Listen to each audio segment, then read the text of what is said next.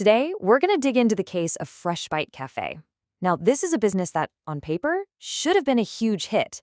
But behind the scenes, there was this invisible problem that was just quietly eating away at its profits. So let's solve the puzzle. So from the outside, FreshBite looked like a total winner, right? It had a bunch of locations, a constant flow of customers looking for healthy food, foot traffic was solid, sales seemed good. So why wasn't it thriving? Because they weren't just not thriving, they were actively dropping every single month. The numbers just didn't add up.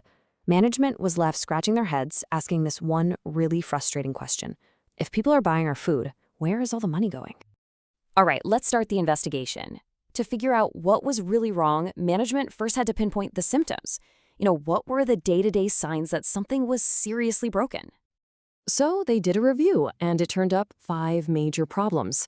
Customers were waiting way too long, a ton of food was being thrown out, service was all over the place, costs were creeping up, and employees were quitting left and right. This wasn't just a single leak, the whole ship was taking on water. Let's put a number on that. During the busiest times, the average customer had to wait 12 minutes. For a quick service cafe that's supposed to be for busy people, that's an eternity. That's more than enough time for a customer to just walk out and never come back. And the waste, wow. The scale of it was just staggering.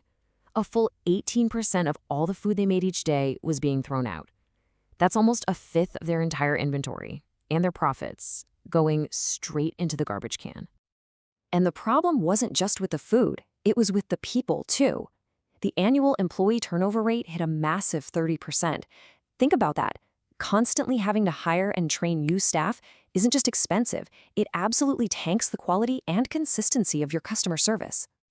So, what was the one thing connecting all these different issues? Well, this one sentence from their review pretty much says it all. Management was running the business on pure guesswork, on gut feelings. They were only looking at total daily sales, which is just a single number that told them absolutely nothing about why the profits were falling. That realization led to a complete change in strategy. They finally understood that to fix the problems, they had to actually see them clearly. It was time to stop guessing and start measuring. The tool they turned to is something called a key performance indicator, or a KPI. The best way to think of it is like this. A KPI isn't just any old number. It's a very specific, measurable value that tells you if you're actually on track to hit your most important goals. The real trick, of course, is picking the right things to measure. And not all KPIs are the same. You got to know the difference. A process KPI, like customer waiting time, measures the efficiency of an action. But an outcome KPI, like a customer satisfaction score, that measures the final result of all those actions. You really need both to get the full story of what's happening.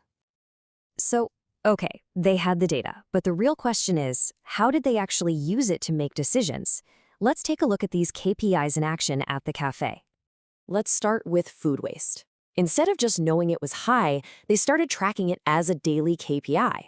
This let them calculate the exact amount of money they were losing each day, which, creates a sense of urgency. With that data, they could finally make smart calls on how much food to order and when to make it. And this is really where KPIs become so powerful.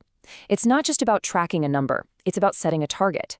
They took their crazy 18% waste rate and set a clear, simple goal, get it under 10%. All of a sudden, everyone on the team knew exactly what they were aiming for.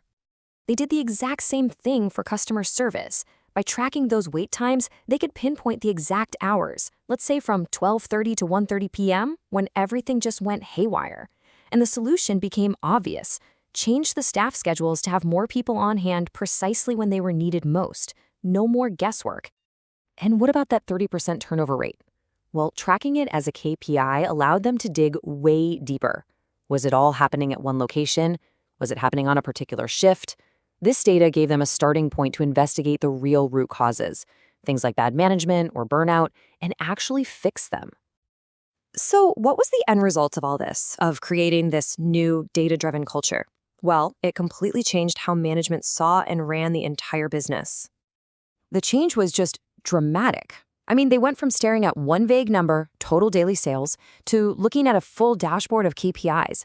For the first time ever, they could actually see the health of their sales, their service, their operations, and their HR, and finally understand how each part of the business affected all the others. With this newfound clarity, the path forward became crystal clear. They now had a real roadmap to improve customer satisfaction, slash waste, boost profits, and make sure every single FreshBite location was running at its absolute best. If there's one key takeaway from this whole case, it's this. FreshBite's transformation from a business that was just guessing to a business that was actually growing was powered by a single, fundamental change. They stopped relying on gut feelings and started making decisions based on cold, hard data. And that kind of leaves us with a final thought, because this isn't just about cafes, right? It makes you wonder, what's the most important metric in your own work or your own life that you're just ignoring? What could you accomplish if you stopped guessing and started measuring what really matters?